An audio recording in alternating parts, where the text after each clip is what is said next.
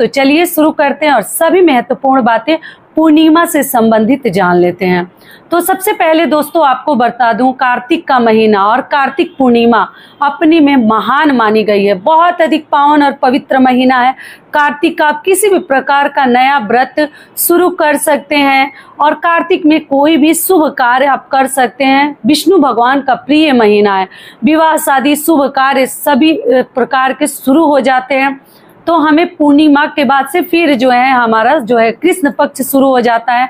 तो शुक्ल पक्ष में अगर किसी भी प्रकार के आपको जैसे व्रत वगैरह उठाने हैं तो आप लोग उठा सकते हैं पूर्णिमा से पहले। तो पूर्णिमा के बाद से हमारा मार्गशीर्ष महीना शुरू हो जाता है और कृष्ण पक्ष भी शुरू हो जाएगा। तो इसलिए कोई नया व्रत मतलब कृष्ण पक्ष में कोशिश करते हैं कि ना उठाएं। तो आप लोग जैसे कार्तिक पूर्णिमा से पहले जो भी नया व्रत वगैरह शुरू करना चाहती हैं, साप्ताहिक हो या और भी कोई व्रत आप लोग सोच रही हैं, आप लोग उठा लीजिएगा। ये हो गया। तो आपको बता दूं कि 2024 में कार्तिक पूर्णिमा, गुरु पूर्णिमा, आप लोगों को मालूम है गुरु नानक जयंती भी है उस दिन। देव दिवाली हमें कब मनानी है? 15 नवंबर को, दिन है शुक्रवार का। तो शुक्रवार का दिन है, उसी दिन हमें पूर्णिमा के जो भी नियम धर्म है सभी कार्य हमें शुक्रवार को ही करने हैं। और एक चीज और बता दूं, जो लोग भी पूर्णिमा का व्रत रखते हैं हर माह का, तो आपको पूर्णिमा का व्रत हो या आपको जैसे स्नान दान की पूर्णिमा हो, कथा कहलवानी हो, श्री सत्यनारायण भगवान की कथा कहलवानी है, सभी कार्य आपको 15 तारीख को ही करने हैं। 15 नवंबर को देव दिवाली भी हमें मनानी है। ऐसा माना जाता है कि जो भी देवतागण है स्वर्ग से धरती पर आते हैं, काशी में आते हैं और वहां पर आप लोगों को मालूम है ना, कई लाखों में करोड़ों में दीपक वगैरह प्रज्वलित किया जाता है कि सभी देवी देवता देव दिवाली मनाने पृथ्वी लोक पर आते हैं। तो इसलिए आप अपने घर में भी आप लोग दिवाली जैसा दीपक वगैरह प्रज्वलित करके कार्तिक पूर्णिमा के दिन रख सकते हैं। बहुत बड़ी पूर्णिमा है। तो चलिए अब आगे जान लेते हैं। तो देखिए, जो लोग भी व्रत रखेंगे, आप व्रत पूर्णिमा की 15 तारीख को रखिएगा। चंद्रोदय का समय भी आपको बता दूंगी। पूर्णिमा तिथि कब से प्रारंभ हो रही है, कब समाप्त हो रही है, वो भी मैं वीडियो में आगे आपको बता दूंगी।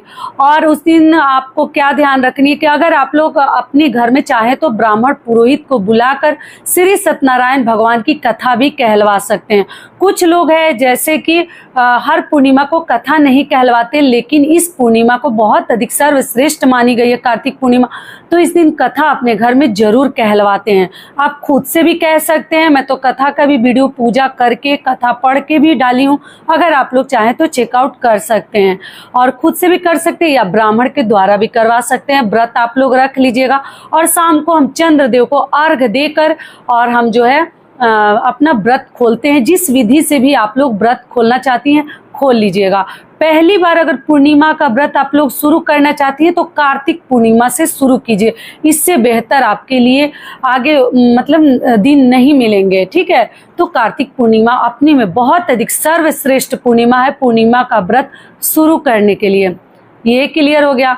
अब चलिए, ये पूर्णिमा और खास क्यों मानी जाती है तो आपको बता दूं, जो लोग भी तुलसी जी का विवाह अगर देवोत्थान एकादशी के दिन, देवउठनी एकादशी के दिन, हरि प्रबोधनी एकादशी के दिन अगर नहीं कर पाते हैं तो एकादशी से लेकर पूर्णिमा के बीच में 5 पूर्णिमा तक इस दौरान आप लोग किसी भी दिन नियम है कि तुलसी जी का विवाह शालिग्राम जी के साथ आप लोग रचा सकते हैं। मान लीजिए कि इन 5 दिनों के दौरान आप नहीं कर पाए तो लास्ट आखिरी दिन है पूर्णिमा के दिन।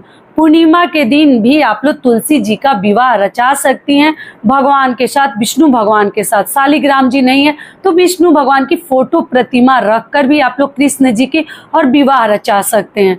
आखिरी दिन है और देव दिवाली उस दिन है ही, लोग व्रत भी रखते हैं, तो आप देख लीजिएगा।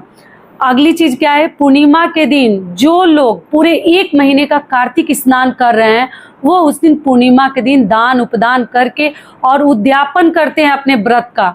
और उद्यापन करके पुरोहित ब्राह्मण को बुलाकर ही उद्यापन हमें करनी चाहिए। यथासंभव जो भी आप दान करना चाहते हैं आप लोग पूर्णिमा के दिन दान उपदान करके और तब आपको अपना व्रत जो है संपूर्ण करनी चाहिए और पूर्णिमा के दिन अपना व्रत आपको खोलनी चाहिए। कुछ लोग पूर्णिमा के दिन नहीं खोलते, पूरे 1 महीने का जब रखते हैं तो उस दिन नहीं खोलते हैं, पूर्णिमा का व्रत रख लेते हैं, अगले दिन खोलते हैं। और कुछ लोग पूर्णिमा के दिन ही अपना उद्यापन करके फिर अपना भोजन ग्रहण कर लेते हैं। जब उनका कार्तिक स्नान 1 महीने से जो लोग व्रत रखे हैं, स्नान कर रहे हैं, इतना बड़ा धर्म वाला कार्य आप कर रहे हैं, तो उद्यापन भी उतना ही श्रद्धा के साथ आप लोग कीजिएगा। ये क्लियर हो गया। अगला कार्य क्या करते हैं, जो लोग मान लीजिए 1 महीने का व्रत नहीं कर पाते हैं, कार्तिक का पूरे महीने का, वो पंचभीखु का व्रत रखते हैं, जो 5 दिन उसमें व्रत रखा जाता है। एकादशी से लेकर, देवउठनी एकादशी से लेकर और पूर्णिमा तक, पूर्णिमा का भी व्रत रखते हैं, 5 दिनों का व्रत रखते हैं, जिसको हम पंचभीखु के नाम से जानते हैं। तो वो भी अपने व्रत का उद्यापन पूर्णिमा के दिन ही उनका व्रत जो है संपूर्ण होता है, ना उद्यापन करते हैं। और पारण आप लोग जो है उस समय भी कर सकते हैं, मतलब उद्यापन के बाद भी कर सकते हैं, भगवान को भोग लगाकर, विष्णु भगवान की कथा वगैरह सुनकर, दान उपदान करके भी आप लोग अपना व्रत खोल सकते हैं। और जो लोग अगले दिन खोलते हैं वो अपना देख लेंगे। तो 5 पंचभीखु का भी उद्यापन होता है और 1 महीने का भी उद्यापन होता है। इसलिए ये पूर्णिमा बहुत अधिक खास मानी गई है, कार्तिक पूर्णिमा। सारी बातें आपको समझ में आ गई। और विवाह वगैरह आप लोग रचा लीजिएगा। उसके अगले दिन तुलसी जी का लोग विदाई करते हैं, मानसिक रूप से विदाई करनी चाहिए। तो पूर्णिमा के दिन ऐसे आगे मैं वीडियो डालूंगी कि तुलसी जी की विदाई हमें कैसे करनी है और कब करनी है, ठीक है। तो जो लोग भी बाकी रहेंगे, आखिरी दिन है, उस दिन आप लोग पक्का कर लीजिएगा। और कुंवारी लड़कियां भी विवाह रचा सकती हैं। आप लोगों का ये भी प्रश्न है कि दीदी कुंवारी लड़कियां तुलसी जी का विवाह रचा सकते हैं? जी बिल्कुल रचा सकती हैं। और हम खोइछा वगैरह तुलसी जी का भर के एकदम जैसे विवाह में नियम विधि रस्म निभाते हैं ना, ठीक उसी प्रकार से कोशिश करनी चाहिए कि हमें तुलसी जी के विवाह में वो सभी अपनी श्रद्धा दिखा देनी चाहिए, उस विधि से ही करनी चाहिए। गन्ने से मंडप वगैरह बनाकर तुलसी जी का आप लोग विवाह रचिएगा। और जो लोग बनारस काशी वगैरह जाएंगे तो देव दिवाली मनाएंगे ही, तो हम लोग अपने घर में ही श्री सत्यनारायण भगवान की कथा वगैरह करके, घर में चारों तरफ दीपक प्रज्वलित करके हम लोग देव दिवाली का जो पर्व है, व्रत है, मनाएंगे पूर्णिमा के दिन। तो आशा करती हूँ सभी बातें अभी आप लोगों के समझ में आ गई होगी। और इससे पहले दोस्तों, अगर आपको मेरा वीडियो पसंद आता है तो एक छोटी सी लाइक जरूर कर दीजिएगा, क्योंकि आपकी एक छोटी सी लाइक से हमें बहुत अधिक हिम्मत और प्रेरणा मिलती है, तो जरूर कर दीजिएगा, ठीक है। और जो लोग गुरु नानक जयंती मनाते हैं, तो आप लोग गुरु नानक जी का पूजा पाठ करके उनका जयंती भी जो भी सिख धर्म के लोग हैं वो मनाते हैं। चलिए अब आगे जान लेते हैं पूर्णिमा तिथि कब से प्रारंभ हो रही है, कब समाप्त हो रही है, पूजा का शुभ मुहूर्त क्या है। तो आपको बता दो, पूर्णिमा तिथि प्रारंभ हो रही है 15 नवंबर दिन शुक्रवार को सुबह 6:20 से, और पूर्णिमा तिथि समाप्त हो रही है 16 नवंबर दिन शनिवार को सुबह 2:57 पर समाप्त हो जाएगी। ऐसे हमें उदय तिथि को ध्यान में रखते हुए हम 15 नवंबर दिन शुक्रवार को पूर्णिमा का व्रत रखेंगे, ठीक है। और पूजा पाठ, स्नान दान सभी कार्य पूर्णिमा वाले हम 15 नवंबर को ही करेंगे।